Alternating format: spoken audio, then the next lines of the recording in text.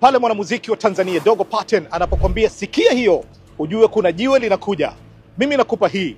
Je, unamfahamu Theodore Obiang Nguema Mbasogo maarufu Obiang Nguema? Ni rais wa taifa la Guinea Ikweta iliyoko Afrika ya Kati. Idadi ya watu katika taifa hili lenye utajiri wa mafuta na gesi inakaribia milioni 2. Ni nchi ambayo ametoka mtumishi wa umma maarufu Balthazar Ebang Engonga. Obiang Nguema amekuwa rais wa nchi hiyo tangu mwaka 1979. Aliingia madarakani kwa kumpindua babake mdogo Francisco Macias Nguema. Babake huyo mdogo alihukumiwa kifo na kuuawa kwa risasi mwaka huo huo. Macias Nguema alikuwa rais wa kwanza wa taifa huru la Guinea ya Ikweta tangu mwaka 1968. Theodore Obiang Nguema Mbasogo alizaliwa mwaka 1942 na alikuwa afisa wa jeshi, lakini alihudumu katika nyadhifa mbalimbali kwenye serikali ya babake mdogo.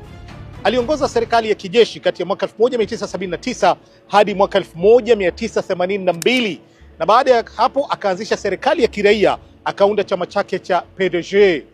Kilikuwa chama pekee cha nchi hiyo hadi mwaka 1992. Anasifika kwa kuisaidia nchi yake kuwa miongoni mwa mataifa yenye kuchimba mafuta kwa wingi duniani katika miaka ya 90. Licha ya kuwepo kwa vyama vingi, amekuwa akishinda uchaguzi kwa asilimia kubwa na wakati mwingine hadi asilimia 98. Upinzani umekuwa ukilalamika kuwa kura zinachakachuliwa. Bunge pia lina wajumbe wengi kutoka chama chake cha PDG, huku kukiwa hakuna upinzani wa haja wa kutikisa serikali yake. Sasa sikia hiyo.